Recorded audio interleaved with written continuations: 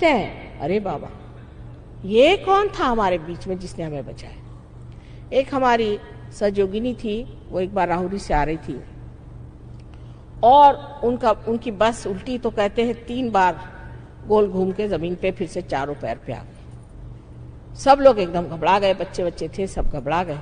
Driver घबरा के भाग गया और चाबी गाड़ी में थी। तो सब बिल्कुल जब देखा कि किसी को कोई चोट नहीं आए, कोई क्षति नहीं आए, सब हैरान। कहने लगे कि हमारे यहाँ कोई ना कोई साधु संत बैठा हुआ, नहीं तो हो नहीं सकता ये इतना बड़ा एक्सीडेंट और हमें किसी को एक चोट नहीं आई। तो देखने लगे तो मेरी अंगूठी पहने हुए थे। वहां महाराष्ट्र में तो लोग मुझे जानते हैं, हाँ आप ही हैं, आपके वजह से। तो उन्हीं के पैर पे आने लगे। उनका मेरे पैर पे मत आई। फिर एक साहब को ड्राइविंग आती थी, वो गए, उन्होंने ले जा करके और गाड़ी ऊपर लाई और वो सीधे सीधे फिर बंबई पहुंच गए। ऐसे अनेक चमत्कार आपको लोग बताएंगे जिसके कोई व्याख्या ही नहीं कर जाती। लेकिन ये चमत्कार ऐसे नहीं कि हाथ से अंगूठी निकाल के आपको दे दी या ऊपर से आपको बबूथी निकाल दी। ये तो सब स्मशान से चली आ रही थी बबूत, और कहाँ मिलेगी। और आप उसी पे फिदा हो गए कि हमें हीरा मिल गया। एक साहब हमारे पहचान के थे, वो लेके आए, मुझे हीरा दिया। मैंने कहा क्यों, आपके पास कोई हीरे की कमी? ना ना वैसे तो बहुत है, पर आशीर्वाद स्वरूप मुझे मिला। मैंने कहा फिर आप मेरे पास किस लिए आए? मेरे पास तो ऐसा हीरा उरा नहीं है। नहीं मैं तो आपके पास इसलिए आया कि मेरे घर के हीरे गायब हो रहे हैं। मैंने कहा ठीक, अपनी भाभी को बुलाओ। उनकी बीवी आई, उनसे मैंने पूछा, उनको जरा बंधन दिए। मैंने पूछा बोलिए क्या करती हैं? कहले मैं कुछ नहीं करती, पर मेरे अंदर एक बाबा जी आते हैं और मुझसे कहते हैं कि भाई ये सब हीरे उरे तो पत्थर है, वो मुझे दे दे। मैंने कहा वाह, आप तो घर गृहस्थी की औरत हैं, आप जिस घर में रहती हैं, जिस गृहिणी के आप हैं, जिस तरीके से घराने में रहना है, उसमें आपको 2-4 हीरा उरा तो पहनना ही पड़ेगा। आप बड़े घर की लक्ष्मी हैं, आप तो नंगे हाथ तो घूम नहीं सकती। और आप इतनी बड़ी डॉक्टर हैं, आप ये नहीं समझ पाती हैं कि अगर ये आपके लिए पत्थर है तो इस सन्यासी बाबा के लिए तो ये बिल्कुल ही बेकार चीज होनी चाहिए। वो आपसे क्यों ले रहा है? तब उनके दिमाग में ठनका, हाँ ये तो बात है। मैंने कहा अब तो गए सो गए, अब मेहरबानी करके उधर जाने की जरूरत नहीं। लेकिन उसके बाद भी पतिदेव को हार्ट अटैक आया, उनको ये बीमारी हुई, वो बीमारी। लेकिन लोगों का पागलपन है कि हीरा लेने, आज तक किसी भी साधु संतों ने, अवतरणों ने हीरा दिया सो सुनती नहीं हूं मैं। ये पता नहीं कहां से प्रचलन हो गया। शिरडी के साईनाथ ने एक बार पानी से दीप जलाए थे। ये बात सही है, ये हो सकता है। अभी मैं इटली गई थी, वहाँ पर वहाँ के जो मुख्य थे संचालक वहाँ के टेलीविज़न के, उन्होंने मुझसे कहा कि माँ आप पहले मुझे पार कराइए, फिर मैं आपका प्रोग्राम कराऊंगा। मैंने कहा अच्छा, एक क्षण में पार हो। मैंने उनसे कहा कि देखिए मैं चाहती हूँ कि आप पार होने से पहले कृपया एक काम करिए कि थोड़ा सा मैं आपको पानी देती हूँ, वो आप पी लीजिए। तो उन्होंने कहा अच्छा, पानी मंगाया। मैंने उसमें ऐसे उंगली की और कहा आप पी लीजिए इसे। नहीं पानी तो नहीं है। मैंने कहा क्या है? ये तो वाइन है। मैंने कहा वाइन नहीं, ग्रेप जूस है, आप पीजिए। कहने रहा ऐसे कैसे हो सकता है, पानी का ग्रेप जूस कैसे हो सकता है? मैंने कहा क्यों नहीं हो सकता, ये चमत्कार हो सकता है, पर किसी को हीरा दे के बेवकूफ बनाना ये चमत्कार नहीं। तो आनंद जो अपने हृदय में है वो पाने के लिए आत्मा को जागरूक करना चाहिए। आत्मा क्षेत्रज्ञ है, वो सारे क्षेत्र को जानते हैं और वहां से वो देखते रहते हैं। लेकिन जब कुंडलिनी की आभा वहां पहुंचती है तो सारा ही क्षेत्र आलोकित हो जाता है, मनुष्य का जीवन ही बदल जाता है, उसकी सारी जो प्रायोरिटीज है वो बदल जाती है और वो एक नए तरह के जीवन में उतरता है, उसका परिवर्तन हो जाता है। इस परिवर्तन का होना नितांत आवश्यक है। आज हम देख रहे हैं कि दुनिया में कोई भी चीज पकड़ी नहीं जाती। समझ ही नहीं आता कि जमीन है कहाँ, हम कहाँ खड़े हैं। ये जमीन आपकी आत्मा है जिसे आपको खोजना है और पाना है, और पाने के बाद उसमें स्थित होना है। अब बहुत से लोग सहयोग में आते हैं जबकि मैं भाषण देने आती हूँ, न जाने क्यों मुझे सुनने हजारों लोग चले आते हैं, पर उसके बाद चिपकते बहुत कम है। गोंद लगाकर भी नहीं चिपकते और अपनी वृद्धि नहीं कर लेते, न जाने क्या बात है। तो किसी से पूछा, भाई क्या बात है? मैं तो गया था आपके प्रोग्राम में, मेरी जागृति हो गई, पर अब तो मुझे कैंसर हो गया। तो मैंने कहा, अब क्या फायदा? तुम चिपके क्यों नहीं, तुम रहे क्यों नहीं?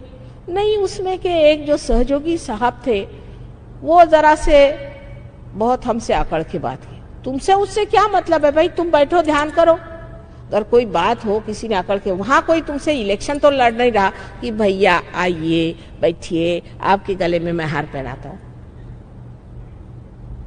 आप अपनी गरज से वहां गए हैं, उनकी गरज से तो गए नहीं। आपको अपनी समझ होनी चाहिए कि भाई मैं आया हूं यहां कुछ लेने के लिए, तो आप पहले आके, मेरे लिए कुर्सी नहीं, उनके लिए कुर्सी, यहां बैठने को नहीं मिला, वहां नहीं बैठने को मिला, तुम क्यों कुर्सी में बैठे हो, वहीं सिर फुटअव्वल शुरा।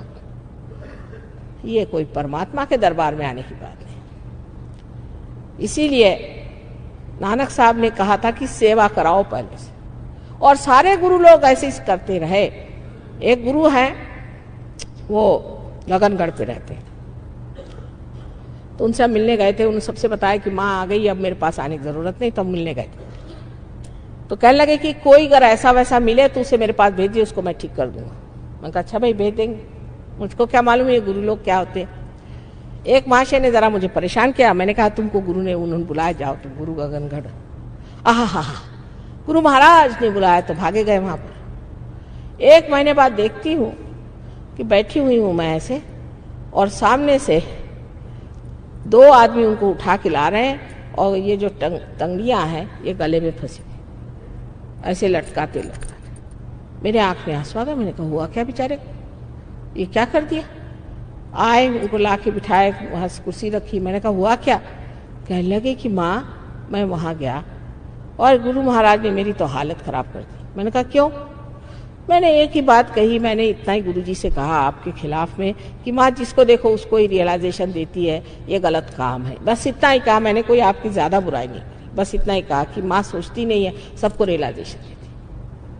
तो रात में उनके वो शेर पे चलते हैं, उनके शेर आए, उन्होंने मुझे नीचे ढकेल दिया। मैं 18 फुट जाके नीचे गिर गया। वहां गिरा, मेरी सारी टांगे टूट गई। 3 दिन मुझे वहीं सड़ाया, और ऊपर से थोड़ी सी रोटियां ऐसे बांध करके किसी इससे छोड़ देते थे, कहा मर वहीं, तू मर वहीं, तू वहीं मर। पहले मैं तो तंग आ गया, मैं कब उठाते मेरे को पता नहीं। फिर 2-4 आदमियों को भेजकर मुझे उठाया और नहला धुला के कहा अब अपनी माँ के पास जा, लेकिन ये दोनों तंगड़ियां अपने गर्दन में डाल के लटकाते हुए वहां जाना, वही तेरे को ठीक करेगी, मैं नहीं करने वाला। दूसरे एक महाशय जी को भेजा, तो वो आए 15 दिन में एकदम से लकड़ी होके। मैंने कहा हुआ क्या भाई? कहले माँ मेरे बस के गुरु नहीं। मैंने कहा क्या हुआ? कहले उन्होंने मुझे बताया कि यहाँ पर एक मंदिर है शिव जी का, उसको जाकर के रोज 2 बाल्टियां ले जाओ और धो, और वो 3 मील ऊपर चढ़ के जाना पड़ता है, तब वो मंदिर में धोता था। धोते धोते 15 दिन में मेरा ये हाल होगा, मेरे बस का नहीं, मेरे हाथ थर थर थर थर कांप रहे। और डॉक्टर साहब थे, अपने बड़ा बघारते थे, डॉक्टर साहब की हालत खराब गई। तो मैंने गुरुजी से कहा कि ये क्या करते हैं आप, ऐसा क्यों करते? कहले गधे को गधे का काम। मैंने कहा है ये क्या मतलब? ये सब गधे हैं, इनको आपको रियलाइजेशन देना तो दीजिए, ये टिकने वाले नहीं, महागधे हैं, इनको आप क्यों चिपकाए हुए? इनको भगाइए, और अगर कोई नहीं भागता तो मेरे पास भेजिए। मैंने कहा अब मैं किसी को नहीं भेजूंगी महाराज, बहुत हो गई आपके गुरु, आप मुझे किसी बच्चों को नहीं भेजना।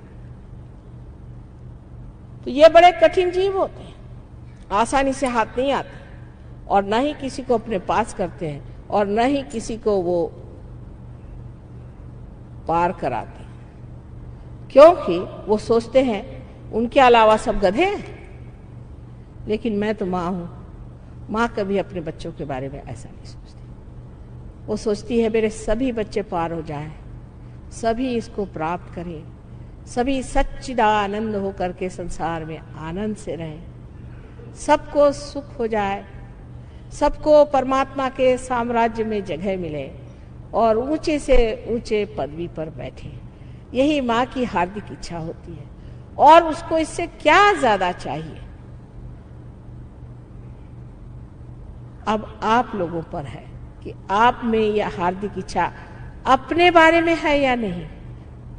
इसीलिए क्योंकि ये इच्छा कम है, ये शुद्ध इच्छा जो कुंडलिनी आपके अंदर है, जिससे आपने इसे प्राप्त किया है, वो शुद्ध इच्छा जब तक आपके अंदर पूरी तरह से बैठेगी नहीं, आप कुछ पा न सकेंगे।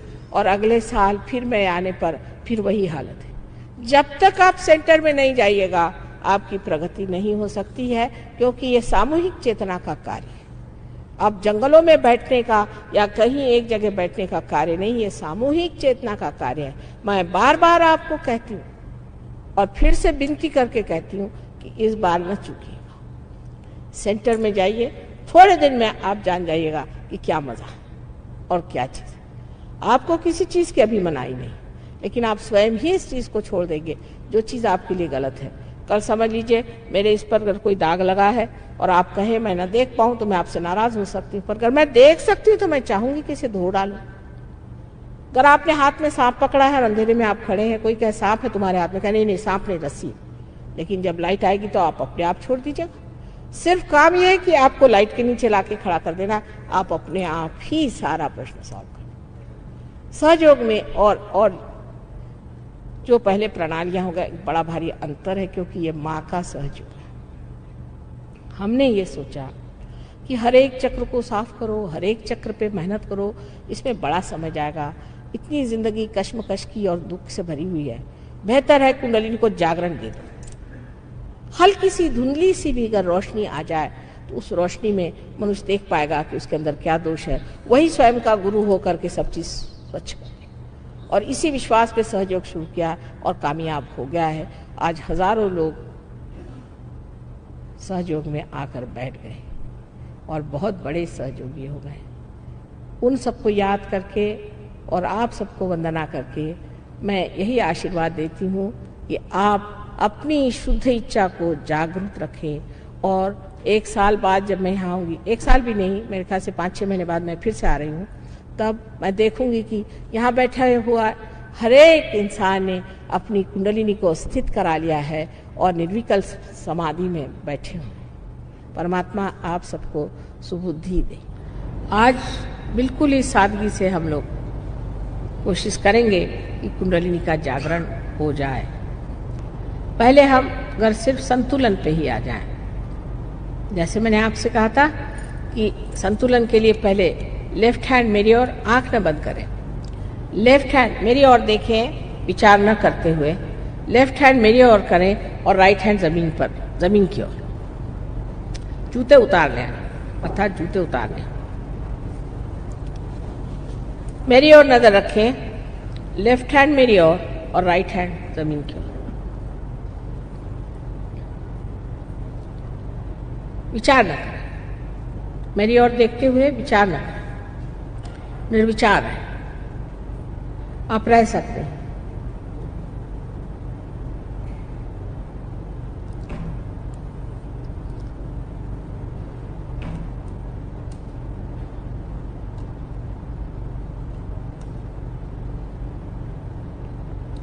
दोनों पांव अलग अलग रखे जमीन पर, पूरी तरह से तलवे उसके जमीन पर होने चाहिए। और सीधे बैठ करके लेफ्ट हैंड मेरी और राइट हैंड इस तरह से, आंख न बंद करें, निर्विचार में रहें।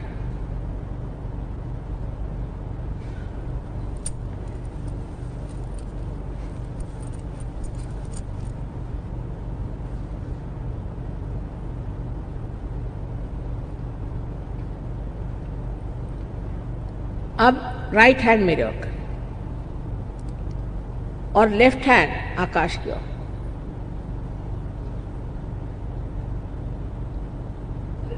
बहुत ऊंचा नहीं, इतना बस, ज्यादा नहीं, इससे तकलीफ ना, ऐसे आराम से आराम से।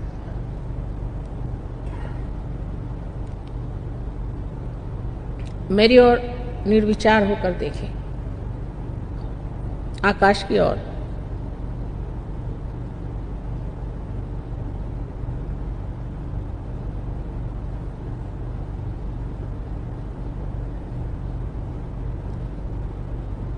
अब फिर से लेफ्ट हैंड मेरी ओर करें और राइट हैंड जमीन की ओर, इस वंग भूमि की ओर, इस भारत माता की ओर, इस पृथ्वी माता की ओर, और निर्विचार है।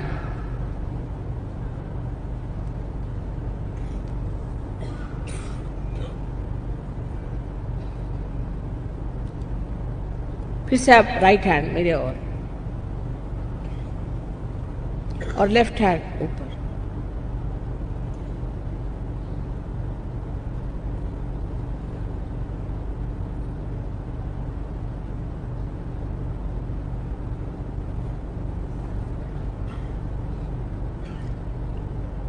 अब आंख बंद करके और लेफ्ट हैंड मेरी और राइट हैंड सर पे रखें।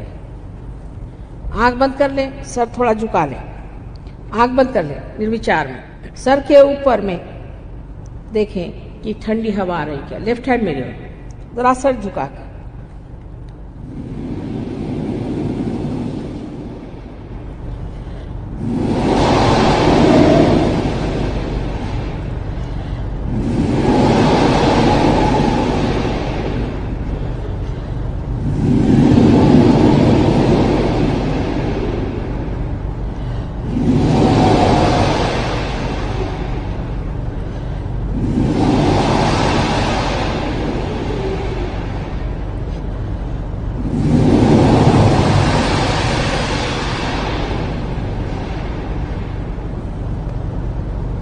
अब आप अपना राइट हैंड मेरे